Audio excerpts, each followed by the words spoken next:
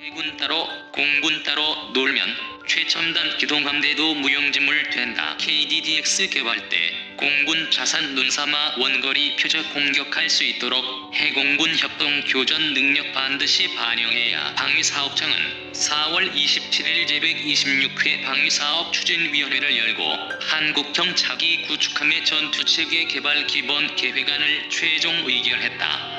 2020년대 중후반에 등장하는 KDDX의 두뇌 역할을 할 전투체계가 국내 기술로 독자 개발되는 안이 확정된 것이다. 이 계획안에 따라 방위사업청은 대공전은 물론 대함, 대지, 대잠, 대탄도탄 작전이 가능한 전투체계를 개발하기 위한 사업자로 LIG 넥스1 또는 한화 시스템 가운데 한 개를 선택해 올해 4분기에 약 6,700억 원 규모의 계약을 체결할 예정이다. KDDX 사업이 본격적으로 막을 올린 것이다. 세종대왕급 이지스 구축함 6척, 충무공이순신급 구축함 6척에 더해 6척이 건조되는 KDDX는 18척 체제로 완성될 한국형 기동함대의 핵심 전력이다. 당초 이 사업은 2019년부터 2026년까지 6척의 6,000톤급 구축함 확보를 목표로 추진됐지만 한국형 호우함 사업 진행과 세종대왕급 배치 -2 물량 세척 도입이 확정되면서 예산 부족으로 사업 착수가 연기돼 2030년에야 초도함이 등장할 것으로 전망된다. 완전히 국산화된 최초 전투함 KDDX는 선체부터 전투체계, 무장까지 동력원을 제외한 모든 구성 요소가 완전히 국산화되는 최초 전투함이 될 전망이다. 선체는 현대중공업과 대우조선해양이 신경전을 벌이고 있고 전투체계는 LIG 넥스1과 한화 시스템이 치열한 경쟁을 준비 중이다. 레이더를 비롯해 주요 무장과 센서도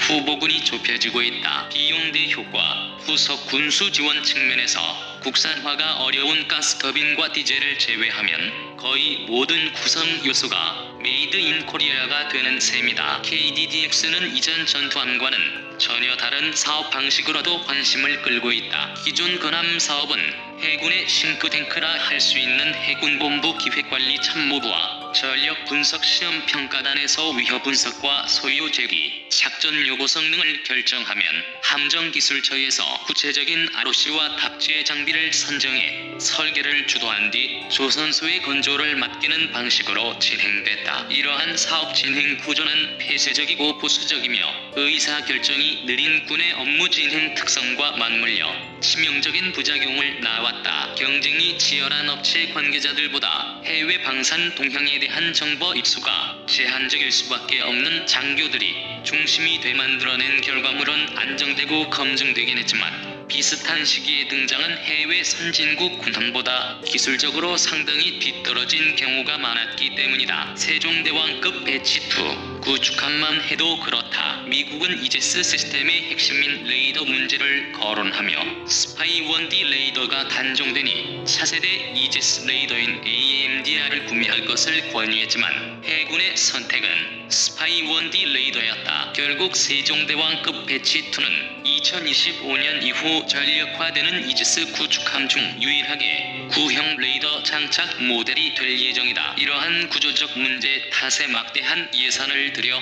새로운 전투함을 획득해도 나오자마자 구식이 되고 만다는 지적이 계속되자 해군은 KDDX 사업 방식을 아예 바꿔버렸다. 해군은 작전 요구 성능만 결정하고 나머지는 업체가 알아서 하는 방식을 택한 것이다. KDDX 사업 방식이 이렇게 결정되자 대우조선해양과 현대중공업은 경쟁적으로 파격적인 설계의 KDDX 모형을 내놨다. 스텔스 성능 극대화한 설계. 현대중공업은 DW8000이라는 설계안을 제시했다. 이 설계안은 고도로 스텔스화된 선체에 두 가지 대역의 능동 전자주사식 위상 배열 레이더와 각종 전자장비가 통합 마스크 안에 설치되며 장비 대부분이 선체 내부의 매립 형태로 들어가 대단히 우수한 스텔스 성능을 갖춘 것이 특징이다. 대우조선해양은 한 발 더 나아갔다. 전통적인 선형에서 벗어나 미국 중월드급과 비슷한 선수 디자인 및 콤팩트한 통합 마스트를 채택해 스텔스 성능을 극대화한 설계를 제안한 것이다. 현대중공업과 대우조선해양의 설계안이 지난해 공개되자 여론의 찬사가 쏟아졌다. 공개 직후 낙후된 설계라며 여론의 문매를 맞았던 한국형 호위함대와는 사뭇 다른 분위기다. KDDX는 아직 구체적인 성능이 공개된 바 없지만 두 조선소가 제시한 설계안에는 군에서 요구했을 것으로 보이는 몇 가지 공통점이 있다. 추진 계통과 레이더, 그리고 무장이다. 우선 추진 계통은 대구급 호위함에서 선보인 하이브리드 추진 방식인 COD 로지 또는 완전 전기 추진 방식인 IEP가 유력하다. COD 로지는 저속으로 항해할 때는 디젤 엔진으로 발전기를 돌려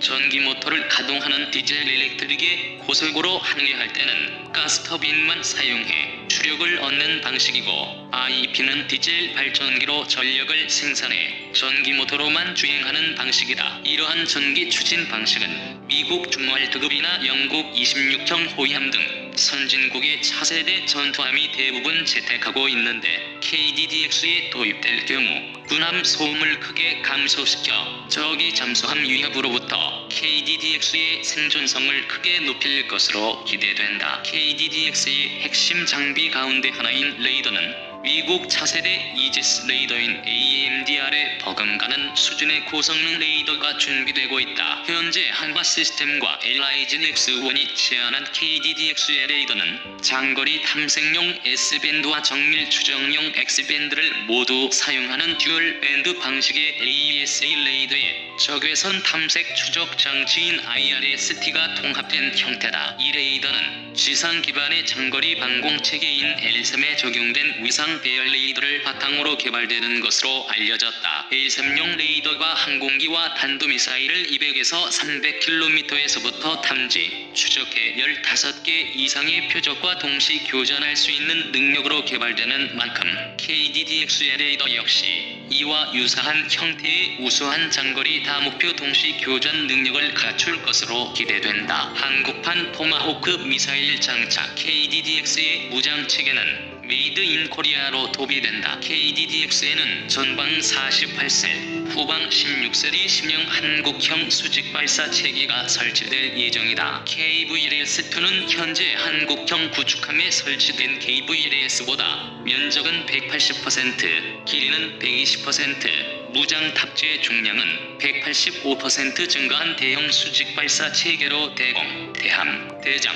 대지 무장 모두 한국산이 들어간다. 함대공 무기 체계로는 A3의 해상형과 해공이 준비되고 있다. A3 해상형은 사거리가 최소 160km 이상으로 항공기는 물론 전술 탄도미사일 요격도 가능한 수준으로 개발되고 있으며, 사거리가 20km급인 해공은 근접한 적의 대한미사일과 항공기, 무인 항공기 등을 요격하는 단거리 방공 체계다. A3 해상형은 KV-1S2 1셀에 1발, 해공은 1셀에 4발이 들어간다. 함대함 무기 체계로는 현재 개발 완료 단계로 알려진 한국형 초음속 함대함 미사일이 탑재될 예정이다. 러시아 야혼트 미사일을 참고해 개발 중인 이 미사일은 마하 3에서 4의 비행 속도에 최대 사거리가 300에서 500km급으로 알려졌으며, 관통 탄두를 적용해 단 한 발로 적이 대형 전투함을 수장시킬 수 있는 능력을 갖출 것으로 전해졌다. 대잠 무기로는 홍성어, 지상 타격용 무기로는 해성-2로 불리는 다음속 순항 미사일이 탑재된다. 해성-2는 그동안 현무-3C 또는 전령 등으로 알려진 함대지 순항 미사일로 최대 사거리가 1500km급에 달하는 한국판 토마호크 미사일이다. 이처럼 KDDX는 기존 한국형 구축함과는 차원이 다른 막강한 성능의 전투함으로 등장할 예정이지만, 한 가지 우려되는 점이 있다. 바로 공군 등 타군 자산과 연계된 협동 교전 능력이다. 현재까지 흘러나온 정보만 놓고 보면 KDDX는 자체 레이더와 센서를 이용해 적을 탐지, 추적하고 교전하는 군함으로 만들어지고 있는 것 같다. 해군 함정은 이 자원 공간인 바다에서 활동한다. 군함 레이더에서 방사되는 전파는 직진하고 지구는 둥글기 때문에 거리가 멀어지면 멀어질수록 사각지대가 커지기 마련이다. 이 때문에 미국과 일본은 EAD 조기 경보기는 물론 F-35 전투기까지 묶어 해군 함정의 눈으로 활용하는 해군 대공전 통합 화력 통제를 발전시키고 있다.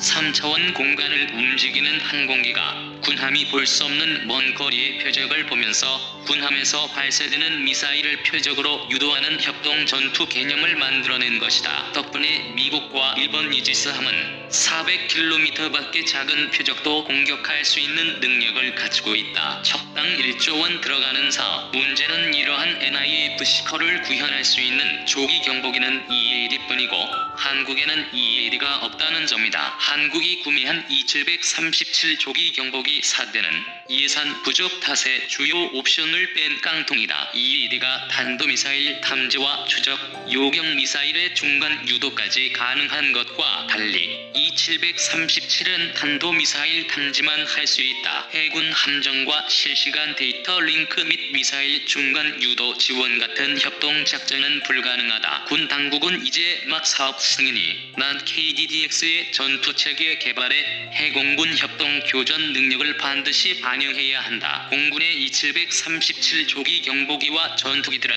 해군 구축함 함대공 미사일의 눈이 돼줄 수 있어야 하고 해군 구축함은 공군 자산을 눈으로 삼아 원거리 표적을 공격할 수 있어야 한다. KDDX의 전투 체계는 이제 시작됐다. 초도함이 나오기까지 아직 시간이 많이 남아있다. 척당 1조 원에 달하는 국민 혈세가 들어가는 사업인 만큼 시대에 뒤떨어지지 않는 완성도 높은 군함을